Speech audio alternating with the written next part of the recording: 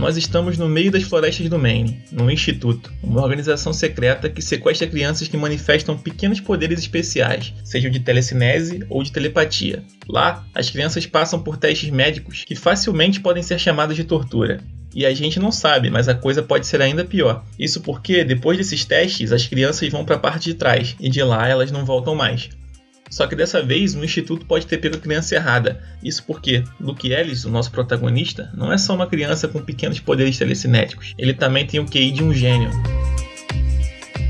A sinopse basicamente é essa, e ela é bem simples. A trama vai tratar aí de crianças com pequenos poderes paranormais e são bem pequenos mesmo. O Luke, por exemplo, não consegue levantar nada com o poder da mente. É só quando ele está irritado que pequenas coisas se movem ao seu redor, por exemplo. Ele não tinha controle sobre e, se eu não me engano, ele nem percebia que tinha esses poderes. E essa simplicidade da trama me ganhou logo de início. E para mim, que adorou os 2 filmes do It, foi uma grata surpresa saber que o King sabe escrever muito bem os seus personagens infantis. E assim, se no livro as crianças são bem escritas e parecem crianças mesmo, isso já é meio caminho andado para o sucesso.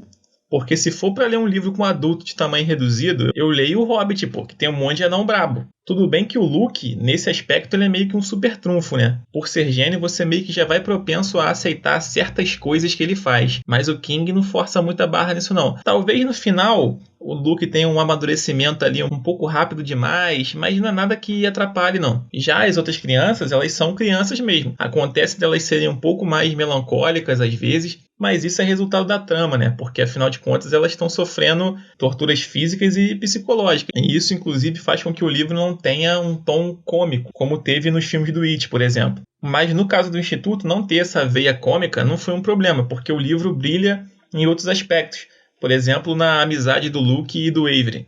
E aí esse Avery ele é um garotinho de 10 anos que é meio que o oposto do Luke. Enquanto o Luke tem muito pouco poder telecinético e é um gênio, o Avery ele é um telepata e tem um poder muito forte. Então, desde pequenininho, ele cresceu lendo a mente dos outros, mesmo sem querer. E isso atrapalhou o desenvolvimento intelectual dele. E eu gostei tanto dessa parte, dessa amizade deles, porque para mim, quando você pega um conceito da própria trama, como a telepatia, e cria um personagem diferente como o Avery, é sucesso demais. E isso só me mostrou o quanto o King é brabo, e não vai ter jeito não, eu vou ter que ler mais coisas do cara, porque ele é muito bom.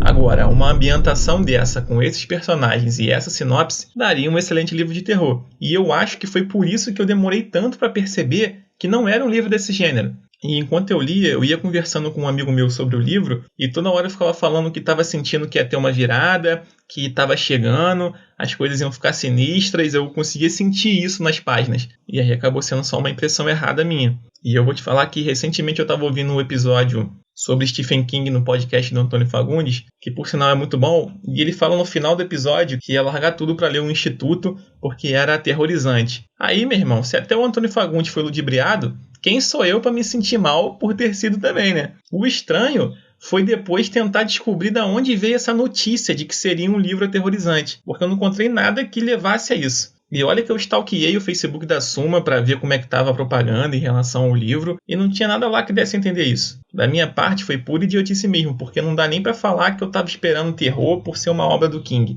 Porque eu sei que o cara não escreve só isso. Eu já até li outro livro dele, o Joyland, e não é de terror. Fora a trilogia policial dele lá do Bill Hodges, eu acho que é Bill Hodges, não sei, se eu estiver errado me corrija aí. Ou Sob a Redoma, que eu não li, mas eu sei do que se trata. E não é terror. E assim, provavelmente essa quebra de expectativa me prejudicou um pouco. Por mais que eu diga que consegui lidar bem com o fato de não ter sido um livro de terror, teve momentos lá pela metade pro final do livro que me deu, vamos dizer assim, um pouquinho de sono. Talvez quem vai ler realmente sabendo do que se trata não vai ter esse problema. A minha sorte foi que o livro deu uma guinada boa antes do final e voltou com força total. Assim, mais ou menos força total. Porque o final como um todo, apesar de eu ter gostado, eu fiquei com uma sensação dele estar uma nota um pouquinho abaixo do início do livro, sabe? O início me pareceu bem mais dinâmico. E olha que o final tinha um potencial para ser muito bom, porque é quando o ex-policial Tim Jameson volta para a trama. E aí quem é esse cara que eu não falei até agora? Simplesmente é o personagem que abre o livro. E aí vem outra parada que me atrapalhou um pouco durante a leitura.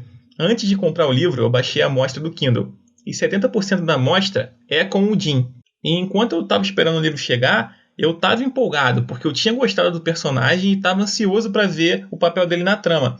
E aí foi meio broxol descobrir que ele só ia voltar pro final. Talvez se eu tivesse pego o livro de uma vez pra ler e não ter lido o comecinho e depois dado uma pausa de uma semana até começar de fato, isso não tivesse acontecido. Sorte que o Luke e o Avery conseguiram segurar a peteca. E o Instituto em si também ajudou. É difícil não odiar os médicos, os enfermeiros, seguranças, até o zelador tu odeia. E lá pro final vai ficando ainda pior quando o Instituto mostra suas garras pra valer, tá ligado? E se eu já queria dar um soco na boca de cada um lá, quando a gente descobre o que tem na parte de trás, meu irmão, aí que o ódio sobe mesmo. Só que infelizmente o final não passou aquela sensação catártica que eu tava esperando, sabe? Foi mais um, tá bom, é o que tem pra hoje. Mas é um final bom, sabe? Só que dado ao contexto poderia ter sido melhor.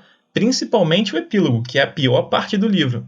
Surge um personagem meio que do nada pra explicar a trama e, sinceramente, me incomodou bastante. Eu detestei o epílogo. Se o livro não fosse tão bem escrito, eu acho que eu teria ficado meio decepcionado. Porque é meio ruim sair de um livro em que o final não te agradou tanto, né? Mas eu imagino que quem lê Stephen King esteja um pouco acostumado com isso. Eu não acho que esse tenha sido um dos famosos finais ruins que ele fez, porque quando falam que o final é ruim, eu imagino que seja ruim mesmo e não morno como foi esse pra mim. Mas o saldo ainda foi muito positivo e apesar das minhas ressalvas quanto ao final, o livro valeu extremamente a pena. Então é isso, esse episódio vai chegando ao fim. Eu me enganei, não li um livro de terror, mas até que foi bom, né? Porque me permite já criar uma interação com vocês aí, meus primeiros ouvintes, que vão poder me sugerir com qual livro de terror eu começo essa jornada. Eu sempre quis produzir um conteúdo sobre livros, e o mais próximo disso era quando eu saía com um amigo meu para tomar um açaí, e a gente chamava esse evento, entre aspas, de açaí literário. E aí a gente vai contando, 10ª edição do açaí literário e tal. E eu recomendo que vocês façam isso com seus amigos, sair para tomar um açaí e falar sobre livros. E se você não tem amigos que leem, você vai se inscrever no canal do Iletrados no YouTube, seguir no seu agregador de podcast e vai deixar uma mensagem aí, ou no canal, ou no e-mail iletradospodcast@gmail.com, falando o que você achou do Instituto, e se eu acabei achando esse final assim meio morno por conta da minha quebra de expectativa, e também dar o feedback geral sobre esse episódio, o que eu tenho a melhorar e tal. Sem brincadeira, eu já devo ter regravado esse episódio umas 15 ou 20 vezes, mas eu sempre desisto, eu sempre acho que tem alguma coisa ruim e apago. Eu já tô até rouco hoje, porque só hoje eu já gravei umas 3 ou 4 vezes. Só que sempre tem um periquito no fundo fazendo um barulho desgraçado, o meu vizinho de cima jogando gude e o som da academia aqui embaixo altão. É sempre algo para me atrapalhar, mas eu decidi que esse aqui que eu gravei eu vou editar, vou postar, não vou me pegar muito nisso não, porque eu tô percebendo que eu tenho sido meu maior inimigo. Eu sei que eu tenho muito que aprender, muito que melhorar e eu vou estar empenhado nisso. É isso aí, eu fico por aqui. Um beijo, um abraço, um aperto de mão, escolha aí o que mais lhe agrada e até a próxima.